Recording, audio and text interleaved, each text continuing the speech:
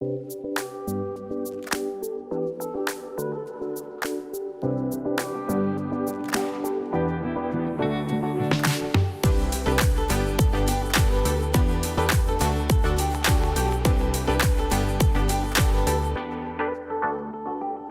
right, good afternoon, and welcome to the Brand Storytelling live streams for April 15th, 2020. I'm Drew Parkhill. Thanks for being with us. The live streams air every Wednesday at 12 p.m. Pacific Standard Time. Our mission is to deliver the most timely and relevant information for our community of brands and their storytelling partners. These shows are designed for you, so please let us know how we can best serve the community by suggesting future topics and guests that would help you now and into the future. Drop me a line. I'm Drew at BrandStorytelling.tv if you have any ideas for future streams. To kick it off today, I want to hand the screen over to Brian Kemenetzky, our sports authority that you may have met 2 weeks ago on our very first live stream. Brian's a sports writer and radio host in Los Angeles, contributing to outlets including the LA Times, ESPN.com, ESPN the Magazine, and The Athletic. We're so grateful to have him on board to help our brand community navigate today's world of sports.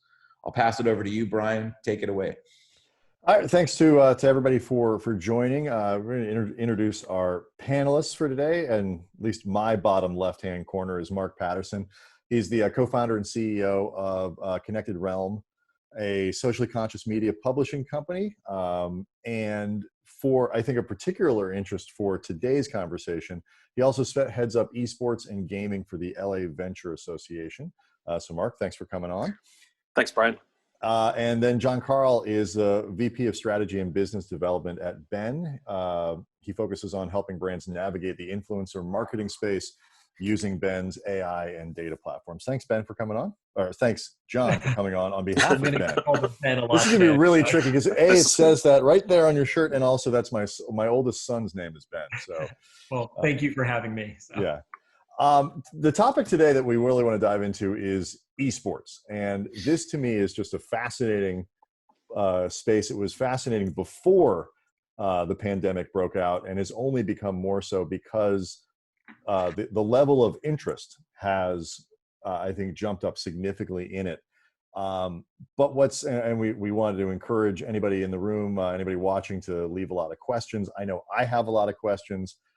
Many people do about this space. And I think the most interesting place to start and the most appropriate place to start, guys, is defining terms. Like, what are we talking about when we talk about esports? Because it can be everything from, League of Legends and Call of Duty. We see those tournaments now on ESPN and in the X Games and all over the place. And, and also televised gaming where athletes are playing against each other. So Ben, I did it again. John, I'll start with you.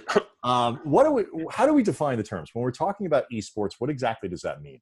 Sure. So in the simplest terms, esports is a ongoing organization that is doing competitive gaming. That's the simplest way to explain it. You have certain games that have a competitive aspect of it, but it's usually just a one-off tournament or a one-off event. You also have, like you mentioned, traditional athletes that are playing some of these games. And we definitely want to separate those, because just if an NBA player is playing a game like NBA 2K, that does not qualify as an esport. If there is an organized league around something like NBA 2K, that is different. That's where you fall into that esport. Which there are. Like most of the major professional leagues now have digital versions of their games that are played as competitive leagues. So, Marc, what then do you call, those 2K tournaments, for example, that have, been broadcast, or NASCAR, for example, has been broadcasting simulations with their drivers participating.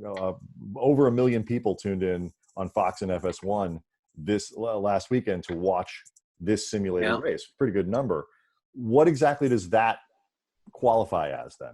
No, it's interesting. I think you've got to John's point, you've got the celebrity gaming aspect to what's going on. And then you also have these organized leagues. And so you see things like iRacing, and you see what's happening now with Torque Esports. They're taking advantage of what's happening with the current state of things with traditional sports, and they're now taking their leagues and now starting to cross that gray line between how you bring in the traditional athletes into these kinds of organized leagues. So it's going to be interesting to watch. And I think that right now, I think that we still make the distinction between what are the esports leagues and what are these celebrity gaming tournaments, if you will, where they're more or less showcases and less part of an organized ongoing league. How do these things influence the way that brands then interact with them, whether it's, a full-on esports league, that we've seen, or these sort of one-offs that are, I don't know, however you want to describe them? How do these things influence the way that brands would interact with them? John, I'll start with you. Sure. So, I mean, the first thing that comes to mind is what the opportunity is when you're looking at something like that as a league versus something that's one-off.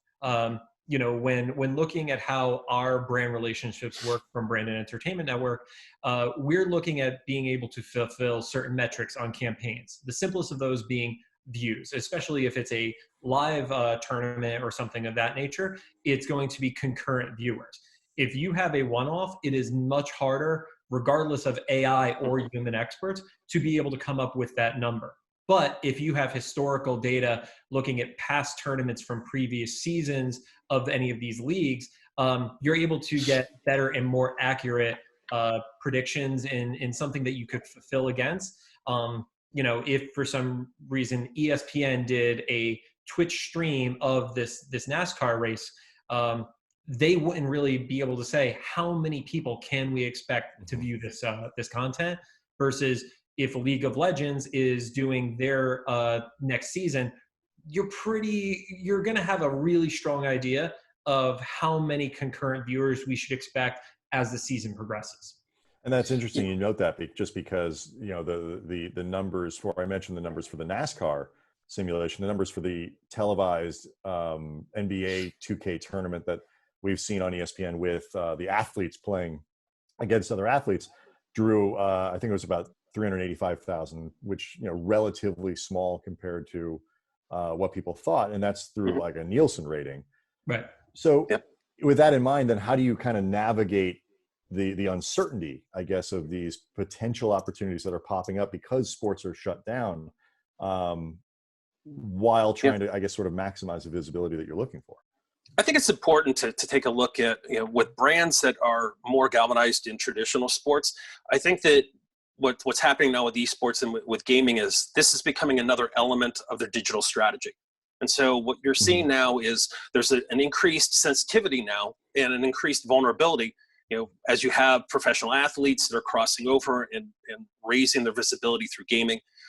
You look at what's going on right now with NASCAR and how it's trying to rebound from one racer who makes an untimely but puts himself in a position where he's showing who he is. And I think that's really creating for brands that level of while they want to be part of this, they have to be equally cautious in the same way that they look at their digital strategies. John, did you have any thoughts on that? Yeah, I would also add that there does need to be some element of familiarity with the space and who you're working with within it. So whether it's the agency that is helping you produce the event, whether it is the actual on-camera talent, just because somebody is an amazing NASCAR driver does not mean they're necessarily going to be as engaging when they're playing the virtual version of a game.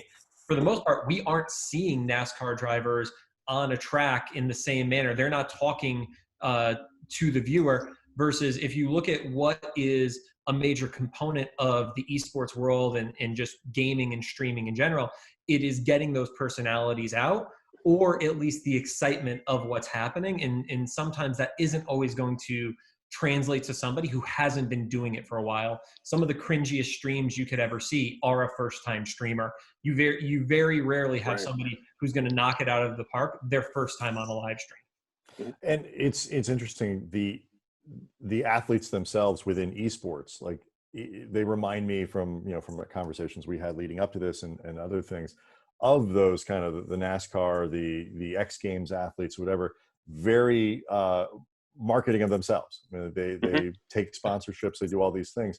So if you're moving into that space and you want to find those athletes and find the athletes that best match kind of what you want to do as a brand, what do you think the best practices there are? John, go ahead. Sure. I mean, I would start taking a look at what they've done historically. What are the things that they do on camera when they aren't playing the game? You can usually tell who is fairly bombastic and engaging and exciting based on their Instagram. Look at their Instagram stories. Have they posted one story that was a meme, or are they actually talking to the camera? It's not a one-for-one, since The Rock is an actor now and not an athlete. But if you put him in front of any video game, it doesn't matter how bad he is at that game, I guarantee you he will be entertaining just because he's such a naturally charismatic person. The same would go for athletes. The example we were talking about yesterday is if Dennis Rodman happened in today's age, he would be somebody that it might be a dumpster fire, but it would be so entertaining to watch him in an NBA 2K tournament. Yeah, I mean, it comes down to, this is classic influencer marketing. That what you're looking at is you're looking at the demographic, you're looking at their digital footprint, you're looking at who that persona is, not necessarily who the person is. And I think that plays into what your strategy is, what's going to be the fit with a particular brand. And one of the things that esports allows for is there's a wealth of data that backs us. It's a very analytics driven in terms of understanding your audiences, understanding time of day. And that's really important because I think one of the things that's particularly important about these athletes that are becoming more digital influencers is recognizing that esports is a global platform. It's internationally based. You have these games that are spanning multiple regions. And so the opportunity for a brand to be able to tie themselves from an international perspective, I think is particularly important, and it's a great opportunity for them. I want to hang on to this the question of data and analytics for a second and come back to that because it's so critical, I think, to what we're talking about. But Mark, the other question I had with athletes and sort of finding that right fit, how wide of a range, when you talk about influencer marketing, how wide of a range are these personalities? Because not all influence is the same kind that every brand is going to want. Yeah, I think it goes back to one of John's great points, which is it depends on the sport. I think that there are traditional sports, where you do have a lot of personalities, you do have a lot of personas that are out there, such as the NBA, which there's a visibility to this. Whereas I think that there is a lot of what happens with something like NASCAR or Formula One. You recognize the names because of their results and because of how they're performing, and less so about what their personality is about.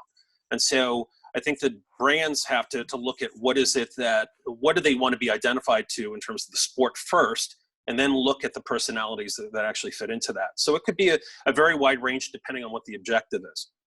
And you can, and I John, would add, yeah, go ahead. Sorry, I would add to that.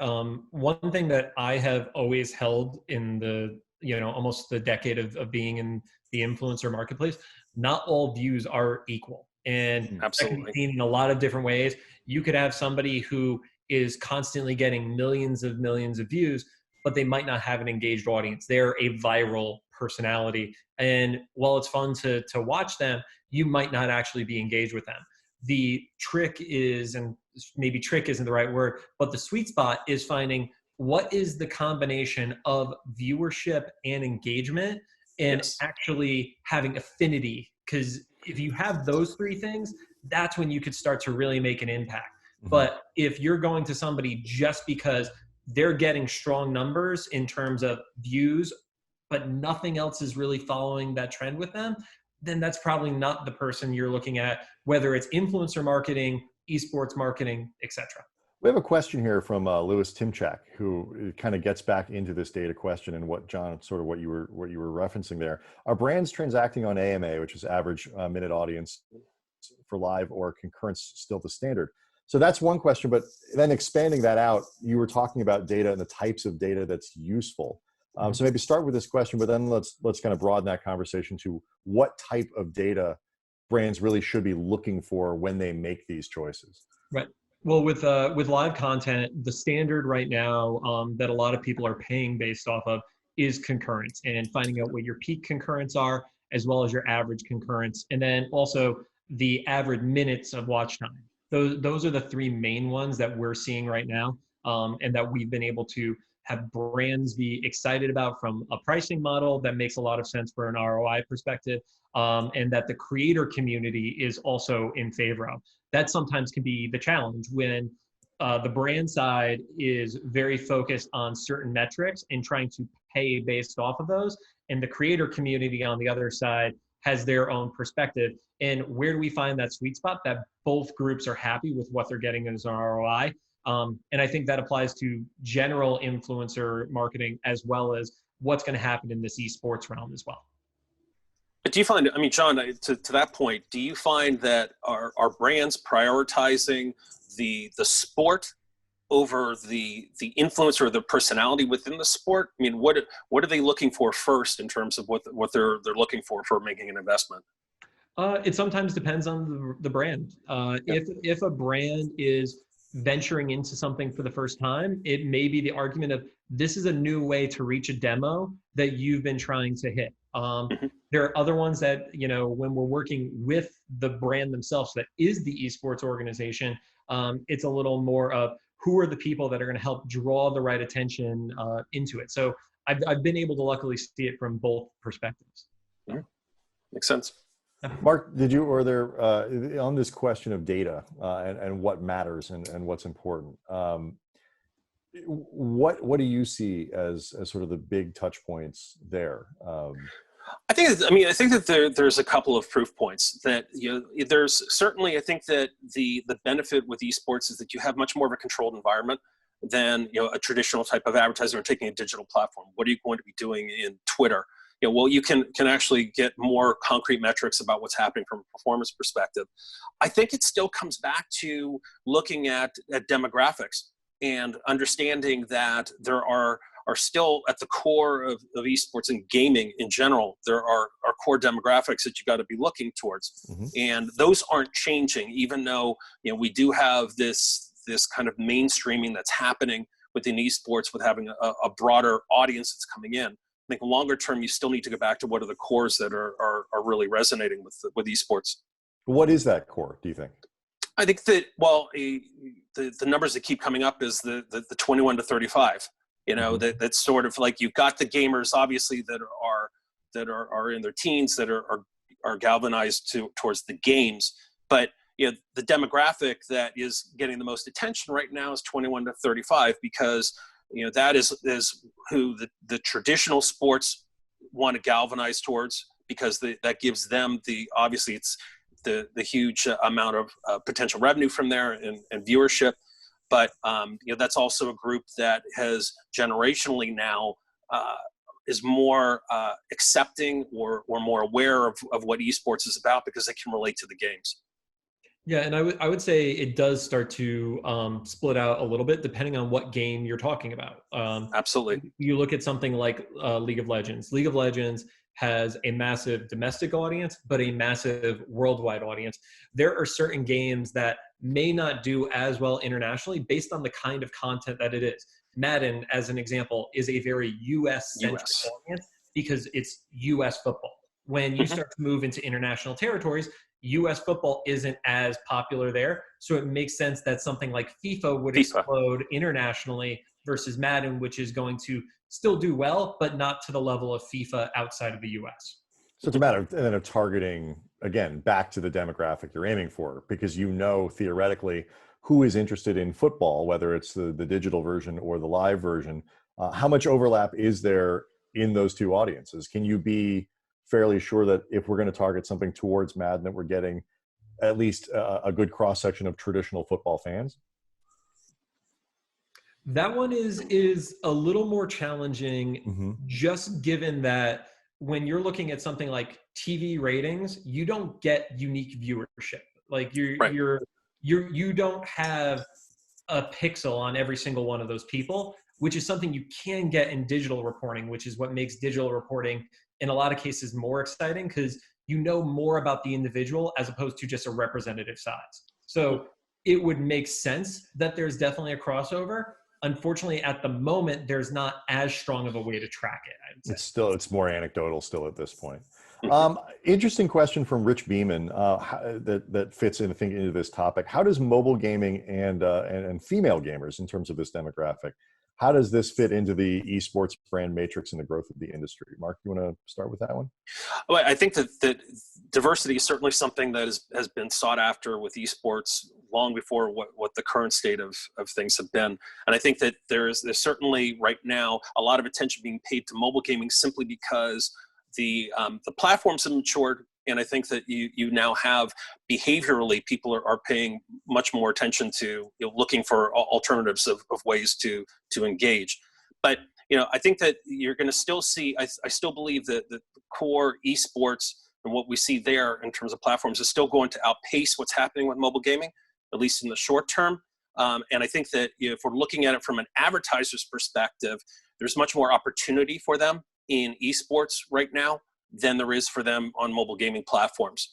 That being said, I think that, and we pay particular attention to this, that the rise in diversity right now, I think, is one of the greatest opportunities right now with what's happening with the expansion of the mainstream audiences.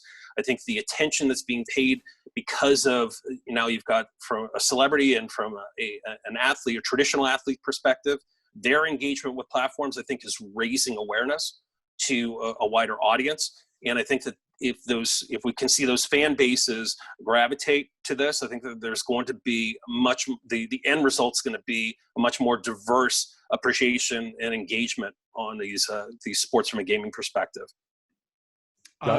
I'll start off with the mobile gaming aspect of it. I think the reason why mobile gaming is catching up within the esport realm is for years, the way that mobile games were programmed were to find people who would continually pump money into it. We all know about the whale scenario, having fewer new people sign up, but maintaining your whales is a more profitable way to have a mobile game last for years and years. The only negative of that is that doesn't necessarily put a level playing field out for people to become athletes within that as an esport.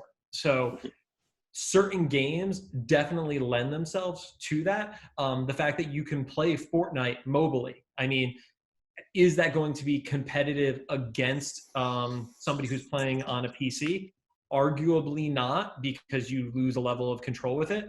But as you see these games get more sophisticated with the way that they are programmed and then how their monetary system is set up, that you can really say who's the best because they are the best, as opposed to who is just buying more credits. Those are the ones that can actually move into this esports realm. Even like a Hearthstone, it's a card game. So if you play enough of that game and you could build a strong deck, it's not necessarily as pay to win as some of the other ones that are out there in the marketplace. With regard to female gamers, I think if there's ever a sport that allows for the diversity to happen more naturally, it is esports. There are certain physical restrictions that we see with things like wrestling, things like the NBA, where you're not putting people on the same physical playing field if you opened up the gates to everybody. But it comes down to, what is your reaction time? How strategic are you? What is your skill level? And that is completely gender neutral. So if anything, I love the idea of teams that are female gamer specific, but I would love to see more teams that have no specificity as well. Mm-hmm. Have it be co-ed teams, because you're really just looking for who are the best people. And mm-hmm. that, I think, naturally lends itself to diversity. Mm-hmm. When you're talking about the way that people want to reach these audiences, whether you're talking about the gamer audience itself or the athletes that are participating in esports, have you guys found a difference in the consumption habits, the gaming habits, whatever it might be, between men and women? What are these sort of different demographic breakdowns that could influence the way that brands would want to target within esports, or the lifestyle end of it, if you're talking more of the athletes playing, that as we discussed before? What are those different demographic breakdowns? I mean, what I've seen is right now, gaming from a consumption standpoint in the viewership does lean heavier male right now. Mm-hmm. Whether that's cultural, societal, psychographic, like however you want to view it, it does lean from a viewership scenario in that way. So that informs all the rest of it. I truly believe if you are a gamer, it doesn't matter if you're a guy or a girl, you're probably That was sort of pretty similar, right? But your choice in game may be influenced. So, there's the great stat that's thrown around of more than half the world are gamers at that point. But what is the definition of a gamer? It could be anybody who has a maxed out PC that is playing the most intense shooters and they have all the settings set up so they are the best at what they do. Or it could go down to who's playing Candy Crush. So it's true. You're not getting Candy Crush as an esport, but you are getting things like Rainbow Six. So the audience of the game still influences that behavior. But like I said, I've seen where if there's a female viewer within the R6 community, they're probably behaving pretty similar to the male viewer. It's just a matter of what is the percentage that are male versus female in the viewership. Do you think that, John, that part of that is also because of the influencers or the personalities that revolve around these esports teams? That's contributing to this, because oftentimes what draws a new audience to a particular sport is going to be who are the personalities that are on that team and who are the most vocal, and and whether or not they can identify with them or they can connect with them. And I think that one of the challenges we've certainly seen within esports traditionally, as it's been growing, is that there hasn't been as much representation or equal representation, and I think that's where it starts. With the teams, and to your point, not singling out or making the segregated type teams so that there's an identity around a particular genre or a gender or a specific type of demographic, what have you. And I think that it's going to be, I think it's where it starts is making sure that there's more diversity in the personalities, both in terms of who's running the teams as well as who's on the teams. Yeah, I mean, when it comes to who people identify with, and that leads to fandom, 100%, I would agree with that. My own experience working in the world of professional wrestling, like you would see if you had somebody of Hispanic background, and they would have a higher Hispanic fan base than they would a Caucasian fan base. They may have tons of Caucasian fans, but if somebody is matching your background and certain life experiences that you identify with, it makes a lot of sense that you want to see them succeed, because that becomes a goal for you to get to that level. And you've seen somebody who started the way you did get there too. Mm-hmm. So really, it stands to reason that as the community of esports expands, as the exposure grows, you can find more of those differences, find more female gamers, find more minorities, find more, all these things, as you would, I guess, sort of any other growing area of interest. I want to talk a little bit about platforms, because this to me, as sort of a guy who comes from traditional sports, is fascinating, because we've seen what has happened to ESPN and the role that athletes play and what they need to do in terms of getting on that platform and the value of it. The rise of places like YouTube TV to broadcast games and things like that. So we're seeing more experimentation with alternative platforms in esports, at least as my understanding. It kind of went the opposite way. It's like it's been all what we would consider in the mainstream alternative platforms, and then it was picked up by ESPN, by Fox, and all these people who see, oh my God, this is a really big deal. So what is this space when there are no traditional sports being played? What does this do for the platforms along with esports that have traditionally been the carriers for these things? Marc, go ahead. Yeah, I mean, I think that this does. Are you talking about like in the current state of things with? Yeah, both. I mean, what are the platforms? Yeah, like what does it mean? Like what happens to this space? Yeah, I think that it's going to be very interesting to watch in the same way that this has been the art of the pivot. You see this. I think that what the leagues have done, and what they've managed to do over the course of the last couple of months is really adapt to this traditional kind of sports audience and trying to bring the likes of Fox and ESPN into the fold and making these into spectator sports to the mainstream audiences. In some cases, it's worked well. In some cases, it's been more of a challenge. I think that that when you have a traditional fan that is expecting that NBA 2K being played by NBA athletes is somehow going to be equivalent to an NBA game experience.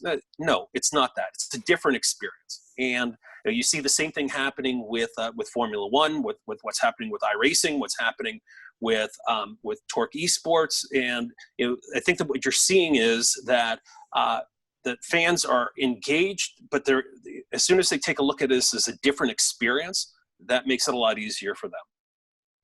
Yeah, I mean, what we've seen is there's definitely a rise in consumption on the platforms. The piece that we're waiting to hear, and I think it's mostly dependent on the platforms to be able to share this, is to find out if that is just increased viewership from the same people that have already been on it, or are new viewers going over to these platforms. The number of Twitch minutes watched on average, the number of average view times on YouTube, those are going up. The number of views on YouTube are going up. But is it because people who would normally be watching just happen to have more free time when you aren't commuting and things of that nature, which get in the way of your content consumption? I could say this now because I know there's no way that my father is watching this, but is my dad, who is in his 60s, going to change his viewing habits of watching shows on traditional broadcasts, the cable networks, etc., and switching over to YouTube to watch somebody playing Tiger Woods golf on Xbox or something like that? I would bet dollars to donuts no.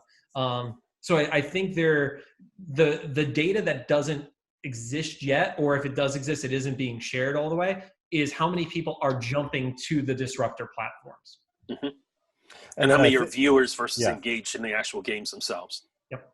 And then Mark, I think too, like how many of them stay when this is over? Because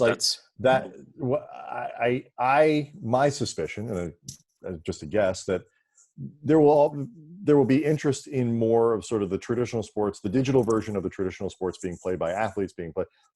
People will get better at figuring out how to package that, where to put it, how to market it over this time, which could extend for a little while before there are spectator sports to get back into.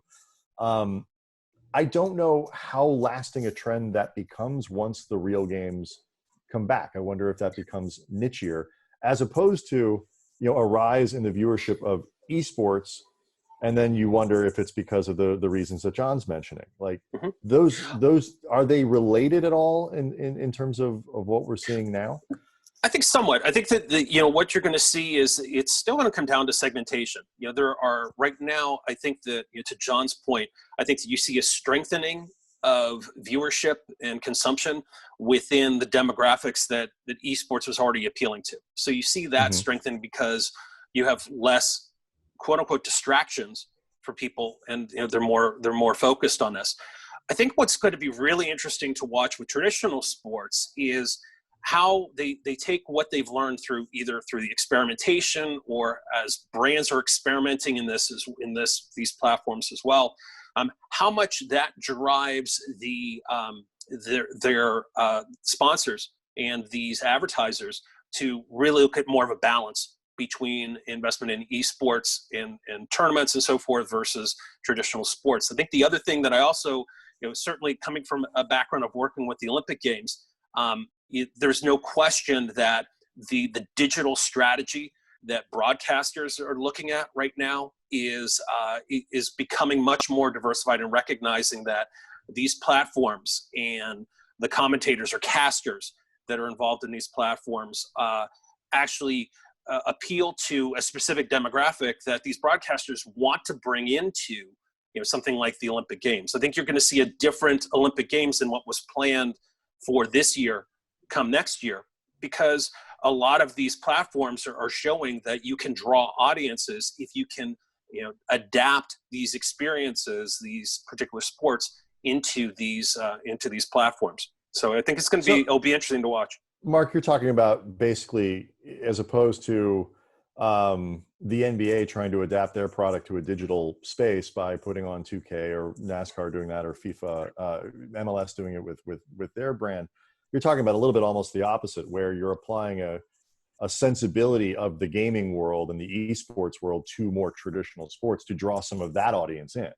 Yeah, and you already saw this happening with the likes of AR has been something that has grown in traditional sports, and there's a lot of ties to what's happened in the gaming community, to how that's bringing that kind of gamification coming into traditional sports. I think that what you're also seeing is the need for authenticity is really important here. So you're not going to be putting a gym nance on Twitch. What you're going to be doing is you're going to be looking at how do you have people that are whether they're influencers, whether they're casters that people are familiar with, have them provide their perspective on what's going on a given sport. Yeah, I was actually going to touch on that, but you worded it perfectly. The only thing I would say is if Harry Carle still was around today, he would be amazing on Twitch as a completely. Yeah. Did you have something you wanted to add? Yeah, I think the growth that we're going to see I honestly believe it was going to happen regardless of what the current state of things is every day the audience that is a digitally native audience is growing. And that has nothing to do with anything else other than the fact that, Gen Y, millennial, whatever you want to call it, we grew up in this group. And then as Gen Z and the kids that are being born today, they're used to consuming content on a digital platform. It's way harder to get somebody to switch their behavior from what they've known for 40 plus years. Whereas if you're already on a digital platform and that's your main method of consumption, you're going to be more likely, because of the way all these platforms behave, when they recommend something for you of, oh, well, you watched Call of Duty? Maybe you should watch Rainbow Six because it's a first-person shooter. Oh, you liked a bunch of these Rainbow Six videos. Maybe you should check out the Rainbow Six League. And then all of a sudden, you inadvertently find yourself becoming a fan of the competitive side of it, not just the YouTube Let's Player who's solely personality and isn't doing competition. Yeah, I mean, I know, us old heads, we laugh at it, but like my kids will watch when they're not playing Minecraft, they watch people playing Minecraft. And it seems odd, but then it's not really. When I was done playing baseball in the backyard or basketball or whatever, I'd come in and turn on the TV and try to find people playing basketball so I could watch them. It's no different than that. Yep. I do want to ask one question from Henry Gordon, and I will ask it without pretending that I fully understand it. Okay. How will platform integration transform marketing launches for games? That part I understand. Seen in the recent Valorant beta launch. See, you can't fake it. Beta launch where we get to access to play. You needed to watch streams. So sure. So I could jump in on that because it's been something I've been following pretty closely because it's very much in line with my world at Ben. For anybody who's not aware, basically there's a game called Valorant that was launched by the same people that own League of Legends, Riot Games. They had top streamers with access to the game, and it's a closed beta. So not everybody could get into the game. So it's very much the cool kids have it, so their audience wants to get it too. And what they were doing is as people were watching it on Twitch in those streams, they would be given keys that would unlock the game early for them. So just to give a quick synopsis of it. How does that transform upcoming game launches? I mean, I absolutely think that it's going to be a strategy that people are going to employ. Like any strategy though, you're only going to get so many goes of getting it done before it just becomes a standard. And if it becomes too much of a standard, it's not exciting anymore. Right. Valorant coming out of the League of Legends camp is such a massive, massive launch. That's why it got the buzz that it did. And it actually broke Twitch records. I believe it topped Fortnite, it topped Apex Legend. It was like 1.7 million concurrent viewers at one point. So that's something that is a lightning in the bottle. And if all people are doing is copy and pasting it, they could still have good results, but it's not going to be the kind of thing that you can do with every launch. So. Marc, do you have anything to add there? No, I was just going to say, I think that part of it is also timing. The receptiveness of the audience. I think that created the opportunity as well for this. Yeah. And I don't know if you had done this a year ago, if it would have had necessarily the same impact. Though one of the things that's most important here, I think, is having the backing of someone like Riot for this. I think an independent doing this wouldn't be able to have the same success. Yeah, there's definitely a credibility to a company the level of Riot. You have your Riot, your EA, your Ubisoft, your Activision. There's a handful of companies that have that kind of sway with the top gamers in any of the platforms. So like you're saying, yeah, an independent group of guys who are a mid-tier game probably aren't going to have that level of success. Yep. I want to get back into a little bit of the storytelling aspect of this, and for brands who are interested in finding their way into esports, maybe some that are already there, but maybe want to look at the other side of it more than, here are these opportunities that are being presented by the lack of traditional sports. Maybe there's something we can do there. If you're a brand that's unsure about this, what types of partnerships are available for brands to explore and look for to help bridge some of these gaps in the digital sports world? I think that this is what's interesting, and John can certainly talk to what's changing in terms of the role of the agency in this. I think that a lot of this stuff from a storytelling perspective, and we face this with Connected Realm, is that we look at stories as being either impactful or entertaining. And that tends to gravitate, that then kind of defines who the personas are that you're looking for as your spokespeople.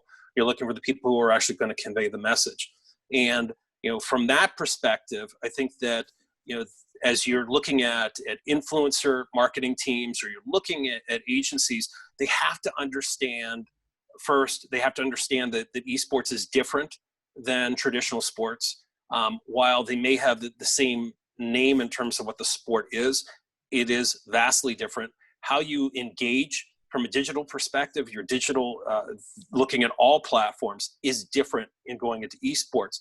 And so I think that you have to be entering into this with the perspective is, I'm not going to just come up with a campaign that's specific to esports. You have to look at this more holistically, at how all of your digital platforms, how all of your influencer marketing is going to be impacted by this. And so definitely do not look towards necessarily the traditional agency to be your source of expertise. And I think that John can talk to how the traditional agencies now are evolving to specifically address esports and gaming as a platform or as a genre that they need to go after.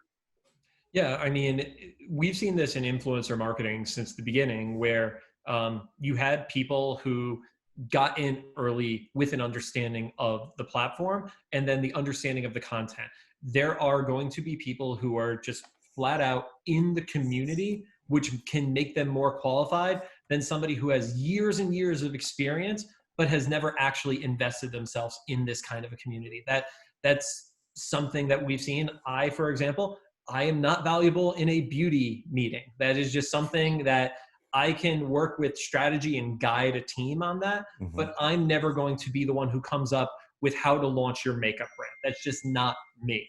But when it comes to how can we work either to launch a game, how can we work to integrate your content alongside a gamer? I mean, I've had games for literally as long as I can remember. So by having those natives, you're going to be able to build a team around it. You just need to find the people that are native to what your category is, as well as actually good at what they do. And it's finding the sweet spot with the combination. So if you're a traditional, we're going to wrap here and say, if you're a traditional brand, there's not necessarily any reason to be intimidated to staying out of the space. You just have to find, the right people to help you, to guide you through it. Yeah. Know what you don't know. Mhm. That's the one of Very the good. biggest pieces of Yep. advice I could give to anyone in any industry when it comes to finding partnerships, and fill in those gaps with the people that do. All right. Well, we've reached the end of our time here. Again, want to thank Marc Patterson, co-founder and excuse me, of Connected Realm Media, and John Carle, VP of Strategy and Business Development at Ben. It says right there.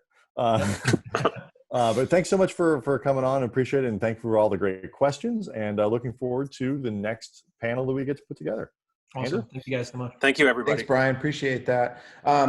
If you can go to BrandStorytelling.tv/streams to check out any of our upcoming streams. We will be uploading all of our streams the next day on Thursday mornings to YouTube. So if you just joined in on this stream, or if you're gone, feel free to tune in on YouTube. You can find these streams. And in just about 10 minutes, we'll be starting with Gen Z and how COVID-19 has changed their lives.